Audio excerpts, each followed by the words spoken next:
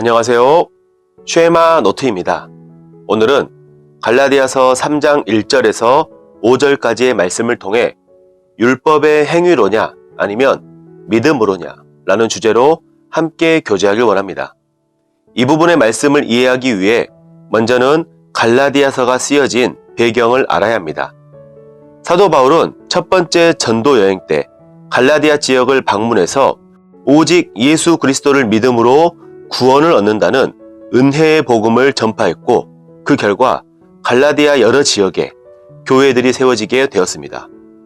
그런데 바울이 이 갈라디아 교회들을 떠나서 다른 지역으로 복음을 전하러 간 사이에 율법주의 거짓 교사들이 조용히 들어와서 다른 복음을 퍼뜨리기 시작했습니다. 이 거짓 복음의 내용은 예수님을 믿는 믿음에 율법을 함께 지켜야 구원받는다는 내용이었습니다. 즉, 은혜와 율법을 섞어버린 것이죠. 여기에 갈라디아 성도들은 쉽게 미혹돼 버렸고, 바울은 이러한 문제들을 바로잡고자 갈라디아서를 기록한 것입니다. 그런데 초대교회 시절부터 문제가 되었던 이 율법주의는 오늘날까지 여러 가지 교묘한 형태로 지속되어 왔습니다. 먼저는 불신자가 구원을 받는 부분에 있어서 예수님을 믿는 믿음에 율법의 행위를 더해버린 것이 있습니다. 즉, 예수님의 십자가를 믿어야 하지만 종교적인 열심이 뒷받침해주지 못한다면 구원받지 못하거나 혹은 구원을 잃어버리게 된다는 가짜 복음이 있죠. 사람들의 관점에서는 자신이 행한 일은 하나도 없고 오직 하나님의 은혜로만 받는 구원은 도저히 자신의 지혜와 상식으로는 이해가 되지 않겠죠. 오히려 내가 무언가 조금이라도 착한 일을 하고 종교적 열심을 내야만 구원을 받는다는 것이 사람들의 기준에선 지극히 상식이기 때문에 이런 가짜 복음에 많은 사람들이 미혹될 수 있는 것이죠. 또한 구원에 관한 부분뿐만 아니라 구원받은 성도의 신앙의 삶 속에도 이 율법주의가 은연중에 침투해 있습니다. 이것을 율법주의적 사고방식이라 부를 수 있는데요. 미리 간단히 설명하자면 내가 주체가 돼서 일하느냐 아니면 성령께서 나를 통해 일하시느냐 이렇게 구분할 수 있는데, 내가 주체가 돼서 일하는 모든 것이 바로 율법주의적 사고방식이 된다는 것입니다. 여기에 대한 내용은 본문 말씀을 통해 좀 더 자세하게 설명드리겠고요. 오늘 본문 말씀인 3장 1절에서 5절까지의 말씀을 먼저 읽어드리겠습니다.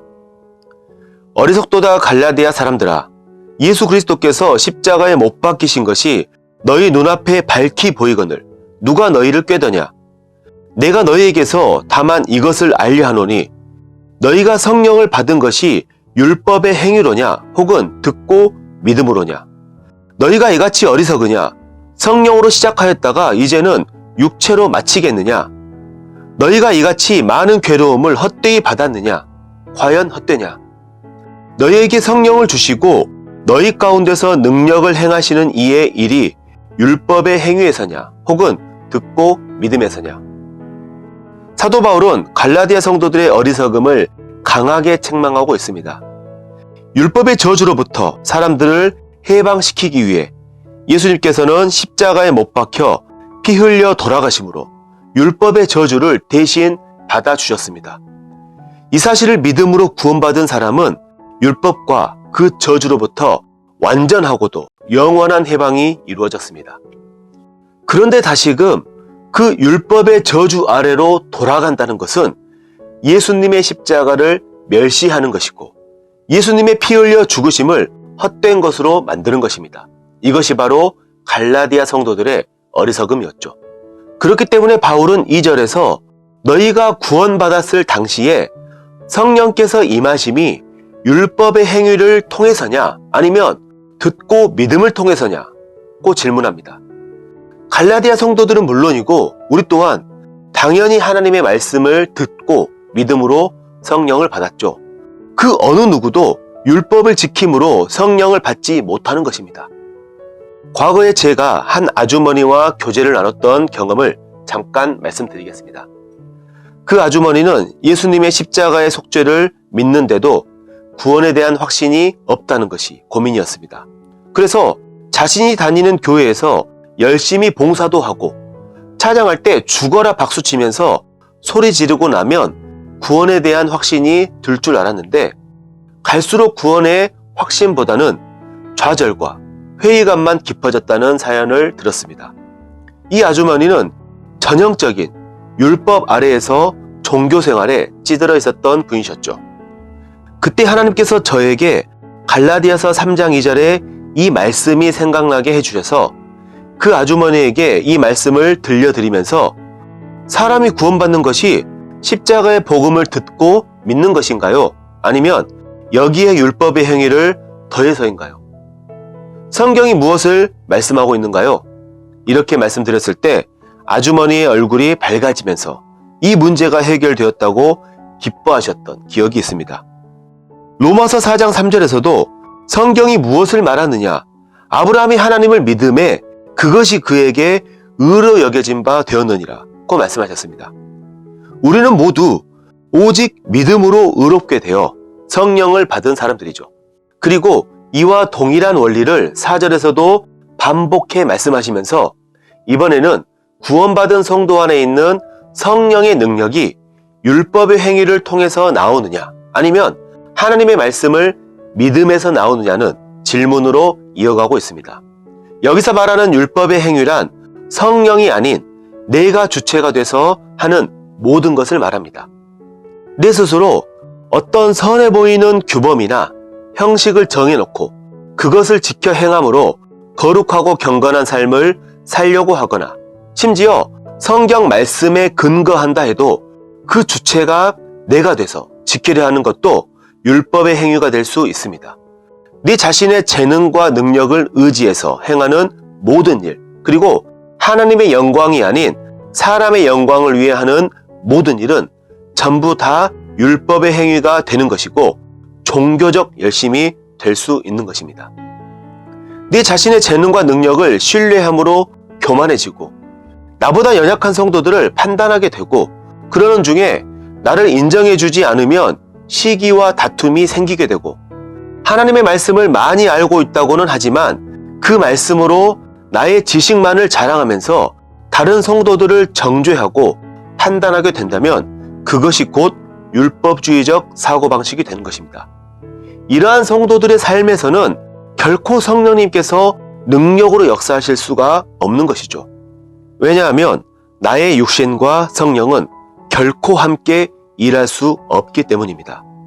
하지만 내가 예수님과 함께 십자가에서 죽었다는 사실을 진정으로 믿는 성도라면 절대로 나의 재능과 능력을 신뢰할 수가 없겠죠.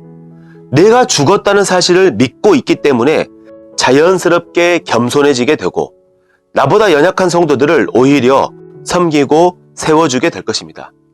내가 드러나지 않기 때문에 시기와 다툼이 아닌 화평과 위로가 넘치게 될 것입니다. 내가 알고 있는 하나님의 말씀으로 다른 성도들의 연약함을 감싸주게 될 것입니다. 더 나아가 나는 죽고 내 안에 예수님이 살아계신다 믿고 있기 때문에 모든 일을 예수님의 시선과 마음으로 행할 수 있는 것이죠. 이처럼 나의 어떠함을 신뢰하지 않고 오직 성령의 음성에 귀를 기울이고 순종하는 이것이 곧 그리스도의 법으로 사는 삶이고 내 안에 계신 성령께서 능력으로 역사하는 삶인 것입니다. 이러한 삶의 원리는 내가 주체가 돼서 행하는 율법의 원리와는 정반대인 것입니다. 육신과 성령은 결코 함께 일할 수 없기 때문에 내가 죽어야만 성령께서 일할 수 있다는 사실을 잊지 말아야 할 것입니다. 갈라디아 성도들은 성령으로 시작하였다가 육체로 마치겠냐는 책망을 들었지만 우리 성도님들은 믿음으로 성령님을 받았으니 여전히 믿음으로 성령님께 순종하며 살아가며 하나님의 영광만을 온전히 높여드리는 삶이 되시길 원합니다. 내가 그리스도와 함께 십자가에 못 박혔나니 그런즉 이제는 내가 사는 것이 아니요 오직 내 안에 그리스도께서 사시는 것이라. 이제 내가 육체 가운데 사는 것은 나를 사랑하사 나를 위하여 자기 자신을 버리신 하나님의 아들을 믿는 믿음 안에서 사는 것이라. 갈라디아서 2장 20절 말씀. 아멘.